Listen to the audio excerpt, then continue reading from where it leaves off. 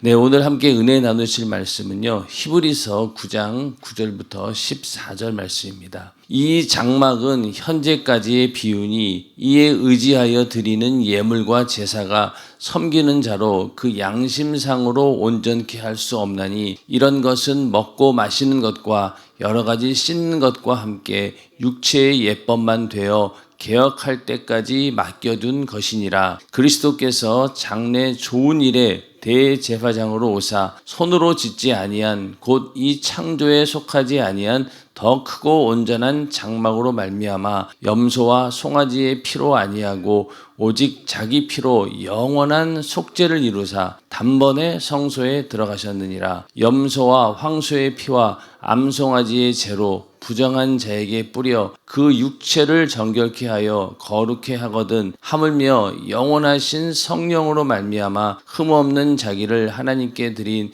그리스도의 피가 어찌 너희 양심으로 죽은 행실에서 깨끗하게 하고 살아계신 하나님을 섬기게 못하겠느냐. 아멘. 네, 오늘은 히브리서 9장 9절부터 14절 말씀을 중심으로 번제단은 회개의 제단이다 라는 제목으로 성막 강의 33번째 시간이 되겠습니다. 오늘 읽으신 히브리서 9장 9절부터 14절 말씀을 보면은 우리의 죄의 문제가 육신으로 짓는 죄, 그러니까 내가 행위로 드러난 죄가 되겠죠. 율법에 의해서 어떤 죄가 드러나게 됩니다. 그러면 내가 죄를 지었구나. 그렇게 하면서 제사를 구약시대 사람들은 짐승을 잡고 제사를 드리게 됩니다. 그런데 그 제사가 온전치 않다는 거예요. 어떤 면에서 온전치 않냐면은 그 양심상으로 그 제사가 온전케 할 수 없다는 거예요. 왜 그러냐면은 그 양심상이라고 하는 것은 그 마음속에 있는 지은 죄까지는 해결하지 못한다는 거예요. 예를 들면은 짐승을 잡으면서 내가 용서를 구하면서 제사를 지냅니다. 그런데 한편으로는 그 속마음 속에서 전혀 내가 죄인이라고 공감하지 않을 수도 있잖아요. 법정 앞에서는 막 굉장히 막 눈물을 흘리면서 막 사죄도 하고 내가 큰 죄를 지었습니다라고 막 그 앞에서는 그러는데 싹 돌아서면서 어때요? 쓱 웃는 사람들이 있잖아요. 그러면서 야, 이제 요것만 지나면 나는 이제 무죄 판결을 받을 수 있어. 이러면서 쓱 웃는 거 있죠. 그게 바로 그 양심이 가지고 있는 본성입니다. 그러니까 제사를 겉으로는 드렸지만은 그 속마음에 양심상으로 진정한 회개가 이루어지지 않고 그렇게 슬쩍 넘어가는 경우들이 얼마나 많이 있겠냐는 거예요. 그렇기 때문에 이 과거에 성막에서 드리는 그런 제사나 이런 것들은 양심상으로는 온전히 할 수 없다. 그래서 이 장막은 현재까지의 비유에 불과하다. 이 성막이라고 하는 것도 현재까지의 비유. 예수님이 오시기 전까지의 하나의 비유에 불과한 것이다. 실제가 오게 되면은 이제는 우리가 온전케 하는 회개가 이루어진다는 거죠. 그래서 우리가 먼저 온전케 하는 회개라고 하는 것은 먼저는 행위로 짓는 죄도 드러나지만은 또 우리 마음속으로 짓는 죄도 있죠. 남을 미워하는 것만 해도 살인한 죄와 똑같다고 했으니까 내가 속으로 사람들을 미워했던 죄 이런 것까지도 전부 다 회개할 수 있도록 예수님께서 우리의 죄를 대신 담당하고 그런 죄까지도 담당하고 죽으실 것이다 라는 그런 실상에 대한 예수 그리스도에 대한 비유가 바로 이 성막이라는 겁니다. 그리고 양심상으로 온전케 한다는 거 아까 말씀드린 것처럼 그 속마음을 감출 수가 없다는 거예요. 그래서 속마음 속에 있는 것까지도 다 끌어내서 우리가 회개할 수 있도록 인도해 주신다. 그래서 다윗의 경우도 상한 심령을 내놓지 않으니까 계속해서 하나님이 다그친 거예요. 결국은 그가 겉으로는 회개한 척하고 또 겉으로 내가 죄를 어떻게 용서받으려고 했지만 그것으로는 되지 않았다는 그 안에서 상한 심령을 가지고 통회하고 자복하는 마음을 가져왔기 때문에 그 양심까지도 온전히 회개가 이루어지게 된 거죠. 오직 예수를 통해서만이 모든 죄에서 우리를 온전케 할 수 있다는 겁니다. 이런 것은 먹고 마시는 것과 여러 가지 씻는 것과 함께 육체의 예법만 되어 개혁할 때까지 맡겨둔 것이니라. 이것은 육체의 예법만 된다는 겁니다. 육신으로 드러난 죄만 해결해 줄 수 있기 때문에 육체에만 한정되어 있다는 겁니다. 개혁할 때까지 예수님께서 이 땅에 오셔서 율법을 완전케 할 때 그때까지 맡겨둔 것에 불과하다는 겁니다. 그리스도께서 장래 좋은 일에 대제사장으로 오사 손으로 짓지 아니한 곧 이 창조에 속하지 아니한 더 크고 온전한 장막으로 말미암아 예수님께서는 장래 좋은 일의 대제사장으로 오신다는 겁니다. 이제 우리에게는 오신 거죠. 그러니까 예수님께서는 한마디로 얘기해서 자기 자신이 이 제사의 제물이 되었어요. 인류의 모든 죄를 대신 짊어지고 가는 그런 제물도 되었고, 동시에 그 제사를 집행하는 대제사장도 되었다는 겁니다. 그리고 이제는 손으로 짓지 아니한, 곧 이 창조에 속하지 아니한 더 크고 온전한 장막으로 말미암아 이제는 이 성막 안에서 드리는 그런 제사가 아니라, 또 성전 안에서 드리는 그런 제사가 아니라 영원한, 하나님께서 예비하신 영원한 그런 장막, 그것은 바로 우리 안에 성령으로 이루어지는 성전도 되겠지만은 또 영원한 천국을 우리 안에 주시는 것까지 포함이 됩니다. 그것을 위해서 그 예수님께서 대제사장으로 오셨고 또 제물로 오셔서 그런 제사를 드렸다는 겁니다. 그 제사가 어떤 제사였느냐? 염소와 송아지의 피로 아니하고 짐승의 피로 아니하고 오직 자기 피로 영원한 속죄를 이루사 단번에 성소에 들어가셨느니라. 짐승의 피로 하지 않고 자기 자신의 살과 피를 찢고 그리고 피를 흘려서 자기 피로 영원한 속죄를 이루셨다는 거예요. 예수님의 피로 영원한 속죄를 이루셨다. 그리고 단번에 성소에 들어가셨다. 이 얘기는 자주 말씀드리지만은 영원한 속죄, 예수님의 그 죽으심으로 한 번에 영원한 속죄가 이루어진 거예요. 이거는 돌이킬 수 없는 영원히 이루어지는 속죄를 말하는 것이고, 또 단번에 성소에 들어가셨다라고 하는 것은 그 한 번의 제사로, 과거의 구약 시대에는 매년마다 대제사장도 바뀌고 또 죄를 지을 때마다 제사를 계속 반복해야 됐습니다. 그러나 이제는 그 예수의 피로 인해서 한 번에 하나님과의 관계를 열어놓으셨다는, 그렇게 성소에 들어가셨다. 염소와 황소의 피와 또 암송아지의 죄로 부정한 자에게 뿌려 그 육체를 정결케 하여 거룩케 하거든. 그러니까 지금까지 구약의 그런 제사들은 그 육체를 정결케 한다는 거예요. 그리고 거룩하게 한다는 겁니다. 육신으로 드러난 그런 죄만 해결해 줄 뿐이지 그 양심상에 있는, 그 마음속에 있는 죄까지는 전부 다 정결케 하거나 거룩하게 할 수 없다는 겁니다. 그러나 예수님의 피는 그 이상으로 우리의 모든 죄를 완전히 속죄시켜준다라는 그런 능력이 있다는 겁니다. 하물며 이러한 그 육체를 정결케 하고 거룩하게 하는 이 염소와 황소의 피, 이런 짐승의 제물도 그렇게 효력이 있는데, 하물며 영원하신 성령으로 말미암아 흠없는 자기를 하나님께 드린 그리스도의 피가 어찌 너희 양심으로 죽은 행실에서 깨끗하게 하고 살아계신 하나님을 섬기게 못하겠느냐. 그러니까 그거보다도 훨씬 더 위대한 하나님의 아들 예수 그리스도의 피가 너희 양심으로 죽은 행실을 깨끗하게 하는 것은 물론 그로 인해서 우리가 하나님을 섬길 수 있게 한다는 겁니다. 그렇기 때문에 짐승의 피를 흘리는 제사, 그거보다도 비교할 수 없을 정도로 큰 것이 바로 예수 그리스도께서 흘리신 피로 완전한 속죄를 이루신 제사가 더 능력이 있다. 그렇기 때문에 너희가 지금까지 섬기고 있던 그런 구약의 율법, 이런 것들보다 훨씬 더 중요한 것이 바로 예수 그리스도의 피로 드리는 속죄의 제사이다. 그렇기 때문에 이 구약의 것들은 아무리 그 모양이 대단하고 또 그 형식이 뻑적지근하고 대단해 보인다 할지라도 예수님께서 십자가에 달려 죽으시고 흘리신 그 피에 비하면은 이 짐승의 피는 아무것도 아니라는 것, 하나의 모형에 불과하고 비유에 불과하다는 겁니다. 우리는 어떤 자들입니까? 이런 짐승의 피나 이런 것들로 죄사함을 받는 자들이 아니라 예수의 피로 속죄함을 받은 자들이죠. 번제단에서 아무리 짐승을 잡아 하나님 앞에 제사를 드린다 할지라도 짐승의 희생으로 드리는 제사로는 죄를 온전히 대속하여 제사한 자의 양심을 깨끗게 할 수는 없었습니다. 그러니까 깨끗게 못한다는 거예요. 내 양심 속에 있는 이 죄까지 다 드러내지 못한다는 거죠. 한마디로 양, 염소, 소 등 짐승을 희생해서 드린 제사로는 인간이 지은 죄로 말미암은 영원한 사망을 대신할 수 없다는 말입니다. 내 마음속으로 지은 양심의 죄도 사하는 것이 불가능하지만은 더 근본적으로는 우리 인간이 가지고 있던 원죄, 아담과 하와가 선악과를 먹고 불순종함으로 인해서 그때 하나님과의 관계가 틀어지게 되고 벌어지게 되고 영원히 단절되어 버립니다. 그 죄를 해결할 수 있는 방법은 이 짐승의 제사로는 안 된다는, 구약의 율법 안에 있는 그 제사로는 절대로 그 원죄를 해결할 수 없다는 겁니다. 오직 예수 그리스도의 피로 우리 인류의 죄를 대속하는 그 십자가의 죽음 외에는 다른 것으로는 그 인간의 원죄를 해결할 길이 없다는 겁니다. 먼저는 내 양심 속에 있는 또 마음 속에 있는 죄까지 깨끗하게 하시는 그 능력이 바로 예수 그리스도의 피에 있고, 또 우리 인류의 모든 그 죄의 시작이었던 그 원죄도 오직 예수의 피로만이 그 죄를 사할 수 있다는 것입니다.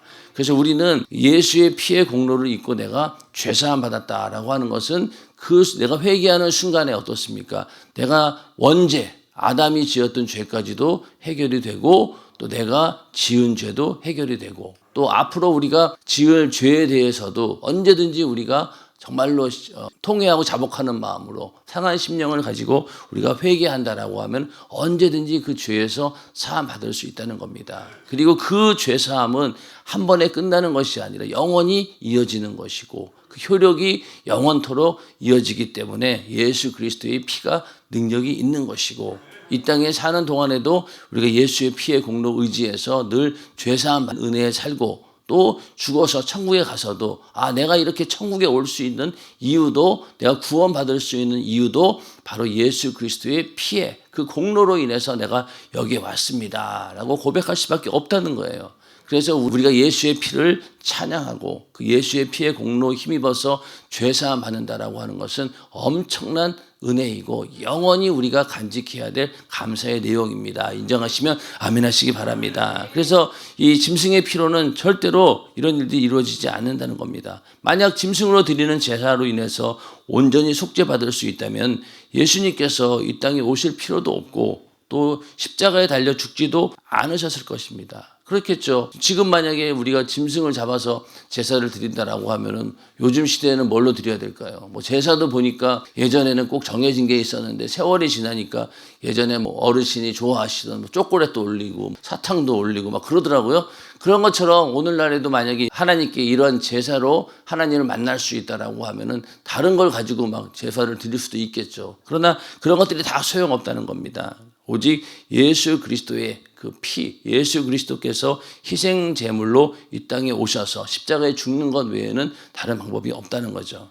율법은 장차 오는 좋은 일의 그림자이지만 참 형상은 아니라는 거예요. 해마다 늘 드리는 바 같은 제사로는 나오는 자들을 언제든지 온전케 할 수 없다는 겁니다. 히브리서 12장 2절에 보면은 믿음의 주요 또 온전케 하시는 이인 예수를 바라보자. 그러니까 구약시대 사람들은 자기들이 제사를 드리면서도 뭘 봤냐면은 희미하게나마 이 온전케 하시는 예수를 바라보았던 거예요. 제사를 통해서 먼 훗날 우리 인간의 죄를 지금은 이렇게 연약하고 어느 부분적이지만은 완전케 우리의 죄를 대속해 주시는 그 그리스도 예수가 올 것이다 라는 것을 바라보면서 그런 제사를 드렸다는 겁니다. 그러면서 그 예수가 어떤 분이냐, 저는 그 앞에 있는 즐거움을 위하여 십자가를 참으사 부끄러움을 개의치 아니하시더니 하나님 보좌 우편에 앉으셨느니라. 예수님께서도 무엇을 바라보았냐면은 자신의 고난이나 고통을 바라본 것이 아니라 나로 인해서 인류가 구원받게 되는 그 즐거움을 위해서 십자가를 참으셨다. 만약에 예수님께서 그걸 인내하지 않으셨다라고 하면은요, 우리의 구원은 없는 겁니다. 그러나 예수님의 고난과 자신의 죽음보다도 더 인류가 구원받는 것을 기뻐하고 즐거워하셨기 때문에 그 십자가를 참으셨다는, 이게 바로 예수의 정신이고 주님의 심정이죠. 우리가 기도할 때도 예수의 정신을 우리에게 주옵소서, 주님의 심정을 달라고 기도하는데 이게 바로 그거죠. 나는 죽을지언정 인류는 구원받아야 된다. 그 즐거움을 바라보고 예수님께서 십자가를 지셨던 것처럼 우리도 한 영혼이 나로 인해서 구원받는다라고 하면은 사도 바울은 뭐라고 했어요? 내가 구원에 거기에서 떨어진다 할지라도, 내 구원은 없어진다 할지라도 그 영혼을 구하기를 원한다. 그런 마음이 있었던 것처럼 예수님도 바로 그런 심정이었다는 겁니다. 구약시대와 신약시대의 회개는 다르다는 거예요. 구약시대에는 용서받는 회개고 신약시대는 속죄받는 회개라는 겁니다. 용서는 다시 적용될 수 있다는 거예요. 그 1만 달란트 탕감받는 자의 이야기 잘 아시죠? 1만 달란트라고 하면은요, 이거는 어마어마한 금액이에요. 갚을 수 없는 돈이라고 생각하시면 돼요. 근데 그거를 대신 이제 탕감해 주었어요. 탕감해 주었다라고 하는 건 뭡니까? 네가 1만 달란트라고 하는 빚을 지고 있지만은 내가 그냥 없는 걸로 할게. 그렇게 해서 탕감해 준 거예요. 그런데 이제 이렇게 탕감받은 자가 밖에 나가가지고 자기에게 100데나리온 빚진 자의 멱살을 움켜잡고 왜 돈 안 갚냐? 그리고 독촉하면서 옥에 가둬버렸어요. 그러니까 1만 달란트 탕감해준 그 사람이 그 소식을 듣더니만은 이런 고얀 놈이 있나. 자기는 그렇게 큰 은혜를 받아놓고 고작 자기한테 그 정도 빚진 자를 그렇게 가혹하게 다룬다고 당장 다시 1만 달란트 내놓으라고 하면서 옥에 가두고 말았다는 겁니다. 그러니까 여기서 1만 달란트 탕감받은 자는 용서받은 자와 같다는 거죠. 언제든지 다시 그 죄를 적용할 수 있다는 거예요. 그러니까 용서받았다라고 하면은 용서받았어요. 그렇지만은 언젠가 다시 그 사람이 나에게 죄를 추궁할 수도 있다는 겁니다. 자, 사채업자에게 돈을 빌렸습니다. 돈을 안 갚으면은 막 신체 일부까지도 막 잘라가고 막 그러잖아요. 진짜인지 아닌지 모르겠지만. 그래야 돼 잘라가는데 어느 날에 이제 사채업자가 이 사람이 너무나 형편이 불쌍하니까 그래 내가 돈 없는 걸로 할게. 빚 없는 걸로 할게. 그러고 갔는데 나중에 또 마음이 돌변한 거예요. 그래도 안 되겠다. 돈 받아야 되겠다. 그럼 다시 와가지고 또 달라고 합니다. 그런 것처럼 용서받은 것은 그렇다는 거예요. 언제든지 다시 적용시킬 수 있다는 겁니다. 그러나 속죄받은 건 어떻습니까? 이건 한마디로 1만 달란트를 완전히 갚아준 거예요. 그러니까 1만 달란트 빚을 갚으라는 독촉을 받을 때 어떤 사람이 와가지고 내가 갚아주겠다라고 다 갚아줘버린 거예요. 그러면은 이미 갚아주었기 때문에 더 이상 그 돈에 대해서 충고할 수가 없는 거예요. 갚아줬기 때문에. 만약에 1만 달란트의 빚을 빚을 그런 다음에 이 사람이 똑같이 자기에게 100데나리온 빚진 자의 멱살을 움켜쥐고 그랬다라고 하면은 그 1만 달란트 빚을 탕감해 주었던 그 사람이 원래 채무자가 다시 요구는 못 하는 거예요. 그죠? 처음에 탕감해 주었기 때문에 말로 탕감해 주었기 때문에 다시 옥에 가둘 수 있는 거지만은 만약에 똑같은 경우인데 1만 달란트를 누군가 완전히 갚아줘 버렸습니다. 그러면 그 다음에 이 사람이 밖에 나가서 뭐 어떤 짓을 하든 간에 그것으로 인해서는 더 이상 채무 관계가 없는 거예요. 그러나 문제는 뭐였습니까? 이 원래 1만 달란트 빌려준 사람이 어떻게 한 거예요? 탕감해 준 거예요. 없는 것으로 그냥 없는 것으로 하자 이랬던 거예요. 그러니까 나중에 또 문제가 생기는 겁니다. 만약에 우리의 죄의 문제도 만약에 하나님께서 그냥 용서해 준다라고 하면 어떻게 되겠어요? 언제든지 다시 그 죄값을 우리에게 물을 수 있다는 거예요. 근데 하나님께서는 어떻습니까? 우리 인간의 죄를 용서하시는 차원을 넘어서 완전히 속죄해 주시고 갚아 주신 거예요. 무엇으로 갚았습니까? 하나님의 아들, 자기 아들의 목숨값을 지불하고 우리의 죄값을 갚아주셨어요. 그러면 이제 어떻게 된 거예요? 우리는 더 이상 그 죄에 대해서 어느 누구도 정죄할 수 없어요. 하나님이라 할지라도. 왜? 하나님께서 갚아주셨기 때문에. 우리는 자유한 거예요. 그런데 만약에 하나님께서 그런 식으로 갚지 않고 그래 내가 너 인간들의 죄 없는 걸로 해줄게.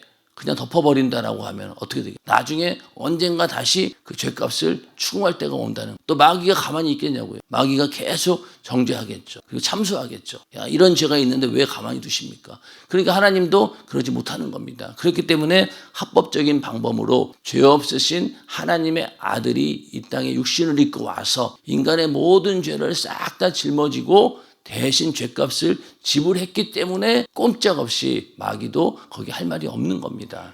그래서 우리에게 자유함이 있는 것이죠. 그래서 오늘날 우리가 하는 회개는 구약시대 사람들이 받은 일시적인 용서의 회개가 아니라는 겁니다.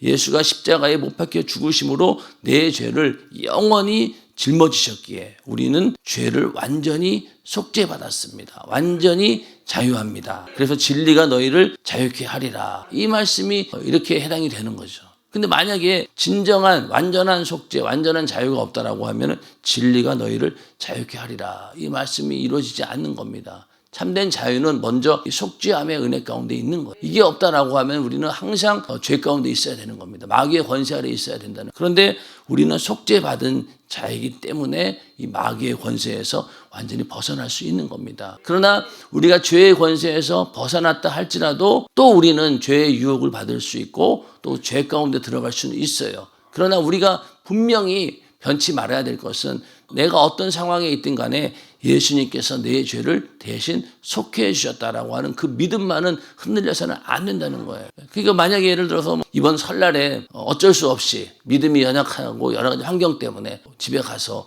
제사를 드리고 왔어요. 믿지 않는 가족들 때문에 유혹을 받아서 여행 갔다 왔어요. 그럼 어떡할 거예요? 다시는 교회 안 올 겁니까? 그분들? 아니잖아요. 또 와야 돼요. 와서 죄사함 받고 회개하고 또 다시 시작해야 되는 겁니다. 그렇기 때문에 우리는 항상 그러한 하나님이 주신 특별한 은혜가 있다는 사실을 알고 그 안에서 우리는 자유해야 된다는 거예요. 만약에 구약시대처럼 그 자리에서 저주가 임해버리고 하나님의 심판이 임한다라고 하면 정말로 두렵겠죠. 그러나 하나님께서는 이제는 그런 저주와 심판이 아니라 언제든지 회개하고 돌이킬 수 있는 은혜를 우리에게 주셨다는 거예요. 그래서 우리가 어떠한 죄악 가운데 있다 할지라도 돌이켜서 회개하기만 하면은 하나님께서 그 죄를 깨끗이 속죄해 주신다라는 그 믿음으로 우리는 살아야 된다는 겁니다. 근데 중요한 것은 무엇이었습니까? 양심상으로도 온전케 한다고 했잖아요. 그러니까 정말로 회개했다라고 하면은요, 그 죄를 내가 다시는 짓지 않겠다라는 그런 결심이 들어 있어야 된다는 거예요. 그 순간만큼은, 회개하는 순간만큼은 그런 결단이 있어야 된다는 거예요. 자, 주일학교 학생들, 중고등부 학생들, 동계성에 가서 은혜 받아요. 그러면 그 순간만큼은 하나님께서 그 회개하는 것을 받아주신다는 거예요. 그들이 다음에 시간이 지나서 어떠한 모양으로 또 변질되고 타락한다 할지라도 지금 뜨겁게 회개하는 그 모습을 보고 하나님께서는 이미 그 죄를 사해 주신 거예요. 자유함을 얻은 거예요. 그리고 그 다음에 또 어떻게 되는 건 그거는 각자 본인의 믿음인 겁니다. 그런 것처럼 우리가 중요하게 생각해야 될 것은 언제든지 우리는 이 속죄함의 은혜를 받은 자이다. 이거에 대해서는 어느 누구도 이의를 제기할 수 없다는, 그게 바로 속죄로 인한 회개이죠. 그렇게 회개했다라고 하면 우리는 절대로 어느 누구도 이 죄에 대해서 추궁할 수 없다는 겁니다. 그래서 그분이 내 질병을 대신 짊어지셨고 또 나를 대신하여 저주를 받으셨으며 또 내 모든 죄의 짐을 지셨으니 나는 질병과 저주와 죄에서 자유합니다. 예수가 내 모든 죄를 짊어지고 죽으심으로 깨끗이 대속하신 줄 믿고 내 죄를 십자가 앞에 꺼내놓기만 하면 됩니다. 이것이 우리가 받은 속죄의 회개입니다. 그러니까 과거의 죄에 대해서는 어느 누구 정죄할 수 없어요. 자, 교회에 대해서도 사람들이 여러 다양한 사람들이 있죠. 그러다 보면은 시간이 지나다 보니 옛날에 이 사람이 이런 사람이었어 라는 걸 알게 되는 경우 있을 거예요. 극단적인 예를 들면은 만약에 조두순 같은 사람이 우리 교회에 왔어요. 회개하고 예수 믿겠다라고 왔어요. 그럼 과연 우리 성도들 중에 특히 딸아이를 키우는 그런 학부모들이 환영합니다라고 형제님하고 이렇게 포옹해 주면서 받아들일 수 있을 것 같아요? 못 받아들여요, 인간이. 그러나 만약에 극단적인 예지만은 그런다 할지라도 그 사람이 진정으로 회개했다라고 하면은 우리는 그 사람을 용서해주고 받아들여줘야 된다. 왜? 그런 사람이나 나나 똑같은 죄인이었고 나도 죄사함 받은 자였고 그 사람도 마찬가지예요. 그러니까 우리가 예수 안에서 서로 정죄할 수 없다는 이유가 바로 나도 은혜 받은 자, 그 사람도 은혜 받은 자이기 때문에 어느 누구도 정죄할 권한이 없다라는 겁니다. 그게 바로 속죄함 받은 자로서, 은혜 받은 자로서 당연한 일이죠. 그러니까 똑같은 거예요. 1만 달란트 탕감 받은 자가 자기에게 조금 빚진 자 멱살 잡고 옥에 가둔 것처럼 나도 이렇게 예수 피로 큰 은혜 받고 죄인에서 죄사함 받았는데 다른 사람을 정죄한다라고 하면 똑같은 짓이 되는 거죠. 우리는 그럴 이유도 없고 그럴 자격도 없다는 겁니다. 그래서 우리 안에 이렇게 예수의 피로 이루어진 그 속죄의 은혜, 그로 인해서 이루어진 회개라고 하는 것은요, 하나님도 다시는 기억하지 않는다는, 동해에서 서가 먼 것 같이 하나님께서는 다시는 그 죄를 묻지도 추궁하지도 않는다는 겁니다. 그러니까 이것이 참된 자유가 돼요. 그러나 이것을 방종의 기회로 삼아서는 안 된다라고 또 성경은 분명히 경고하고 있습니다. 아담과 하와가 하나님께서 먹지 말라 하신 선악과를 먹어 죄를 범함으로 인간이 하나님과 멀어졌습니다. 하나님께서 인간에게 율법을 주셔서 죄를 깨닫게 하셨고 또 성막 번제단에서 짐승을 죽여 피를 흘리는 제사를 드릴 때 인간의 죄를 어떻게 했다고요? 용서해 주셨습니다. 그리스도가 오시기 전까지는 이것이 얼마나 큰 소망이었는지 모릅니다. 하지만 그 제사는 온전한 제사의 모형과 그림자에 불과합니다. 하나님께 나아가는 새롭고 산 길이 열릴 때까지 있을 일시적인 방법이었다. 그 모형과 그림자에 불과합니다. 히브리서 기자는 계속해서 하는 얘기가 너희는 그 제사의 모형과 그림자에 불과한, 실상인 그리스도의 모형과 그림자에 불과한 것에 연연하지 말아라. 그건 이미 이제는 사라져버리는 것들이고 하나의 그림자, 모형에 불과한 거다. 실상이신 예수를 바라보고 너희가 그 예수를 선택했고 예수를 믿었다라고 하면은 끝까지 그 믿음이 흔들려서는 안 된다. 변치 말라는 거예요. 그런데 그 과거의 유대인들에게 있어서 율법이나 이 제사 이런 것들이 얼마나 대단해 보였겠냐. 전통이죠, 하나의 위대한 전통. 근데 그거를 박차고 자기는 예수를 믿었으니 얼마나 자기들이 누리고 있던 그 과거에 대해서 막 더 회상하면서 후회하는 그런 사람도 있었다는 거예요. 그러니까 그러지 말라는 거예요. 너희가 지금 실상이 예수를 붙들었다라고 하면은 절대로 처음 너희가 믿었던 그 믿음 변치 말고 끝까지 그 믿음을 붙들으라는 거예요. 그래서 계속 제사와 구약에 대한 제사와 또 여러 율법에 대한 얘기를 히브리서는 하고 있었던 겁니다. 자, 하나님의 아들이신 예수 그리스도께서 십자가에 피 흘려 죽으심으로 모든 인간의 죄를 대속해 주셨기 때문입니다. 그러므로 구약시대의 번제단은 오늘날 예수 그리스도의 모형입니다. 아멘. 그러니까 번제단은 그 자체가 바로 오늘날 예수 그리스도의 모형이라는 그 예수의 생애가 이같을 거치라고 3700년 전에 지은 성막이 예언하고 있고 또 죄를 범한 자가 번제를 드려 죄를 사함받듯이 예수 앞에서 회개하고 속죄받아야 한다는 것을 말해준다는. 그래서 우리가 하나님 만나기 위해서는 제일 먼저 죄를 가지고 나가야 된다는. 회개해야 되고 그로 인해서 예수의 피를 만나 속죄함 받아서 그 번제단을 통과하는데 바로 그런 의미가 있다는 거죠. 번제단으로 말미암아 예수만이 우리를 속죄할 뿐이요. 또 하나님께 가까이 가는 길도 예수밖에 없다는 것을 말해주고 있습니다. 그래서 죄사함도 예수의 이름으로, 기도도 예수의 이름으로, 우리가 하나님을 아버지라고 부르는 것도 바로 예수의 이름으로 하는 것입니다. 그러니까 문은 하나밖에 없다라고 했잖아요. 문은 오직 하나밖에 없어요. 예수 외에는 다른 길로, 다른 문으로 하나님 만나시는 방법이 없다는 거예요. 그리고 그 문으로 들어갔고 거기서 번제단에서 제사를 드렸는데 그 제사가 바로 예수 그리스도의 십자가의 사건입니다. 그래서 그 제사를 통해서 우리가 죄사함 받게 되었고 그 다음에 이제 우리가 성소 안으로 들어갈 수 있는 자격이 생긴다는 겁니다. 그래서 우리는 예수 외에 다른 방법으로 하나님 만날 생각을 하지 말아야 합니다. 이 얘기는 뭘까요? 우리가 예수의 피의 공로 의지해서 회개하지 않고는 절대로 하나님을 만날 수 없다는 거예요. 그냥 예수를 만나는 방법도 또 세상 사람들은 달라요. 내가 예수를 4대 성인의 한 명으로 알고 또 어떤 위대한 선지자쯤으로 알고 또 좋은 말씀을 하는 그런 분으로 알고 그렇게 접근한다라고 하면은 하나님 만날 수 없다는 거예요. 회개하기 위해서 내 죄를 누가 대신 담당하셨느냐? 바로 예수 그리스도께서 내 죄를 담당하셨구나 라고 내 죄를 담당하신, 내 죄를 속죄하신 구세주 예수로 인정하고 예수를 만나야 되는 거지 예수 외에는 다른 방법으로 만날 생각을 하지 말아야 된다. 그래서 내가 곧 길이요 진리요 생명이니 나로 말미암지 않고는 아버지를 만날 수 없다. 이렇게 예수님께서 직접 말씀하신 것입니다. 그러므로 하나님을 만나 자신의 죄를 사함받기를 바라는 모든 사람은 이스라엘 백성이 번제단에서 양을 잡아 피를 들고 하나님께 나가듯이 내 죄를 사하시고 나를 위해 피 흘려 죽으신 예수의 피를 들고 이제는 하나님께 나아가야 돼요. 이게 바로 번제단의 의미입니다. 그래서 번제단이 제일로 이제 중요한 거예요. 우리도 신앙의 가장 기초가 되고 가장 중요한 부분이 바로 예수님께서 나를 위해 대신 내 죄값을 지불하고 죽으셨다라고 하는 이게 우리의 신앙의 토대가 되는 것처럼 이 번제단이 이 모든 성막 가운데서 어떻게 보면은 가장 중요한 부분일 수도 있어요. 여기가 통과가 안 되면은요 그 다음에 갈 수가 없으니까.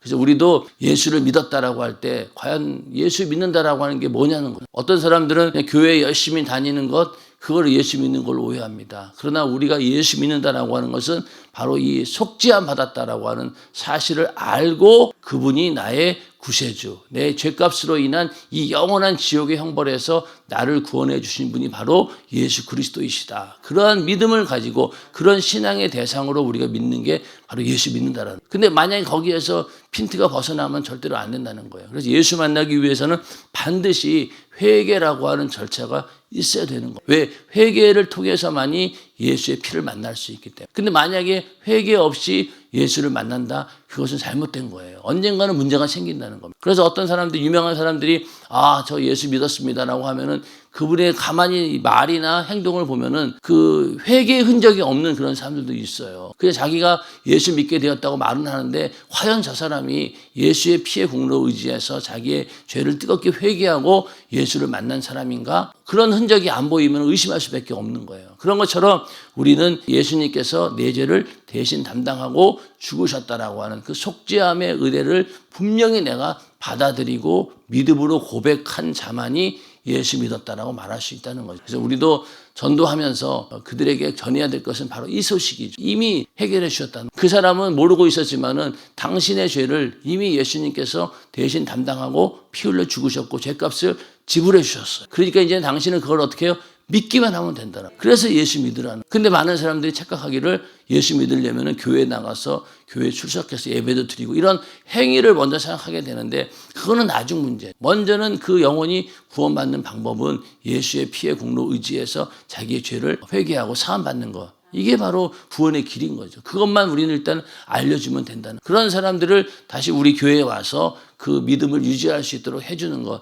그렇게 했을 때 신앙생활이 이어지게 되는 거죠. 그래서 우리는 내가 먼저 이런 예수의 피에 그 속죄의 은혜를 받은 자이고 그 속죄의 은혜가 있기 때문에 우리의 회개에 대해서는 완벽하고 온전하다. 우리가 정말로 회개한 것에 대해서는 어느 누구도 다시 그 죄를 추궁할 수 없다라는 그런 믿음을 가지고 늘 속죄의 회개가 우리 안에 이루어지기를 주님의 이름으로 축원합니다. 우리가 번제단 가운데서 오늘 어디까지 했냐면요. 5번째 회개의 제단이다까지 했습니다. 이제 4가지만 더 하면은 일단은 번제단이 끝나게 되겠습니다. 성막에 있는 모든 사건은 예수를 말하고 있습니다. 그리고 우리가 신앙생활을 어떻게 해야 될지에 대해서 분명히 알려주고 있는 지침서와 같습니다. 여러분들 성막 강의 끝까지 함께 하시면서 우리 안에 온전한 성막이 이루어지기를 주님의 이름으로 축원합니다.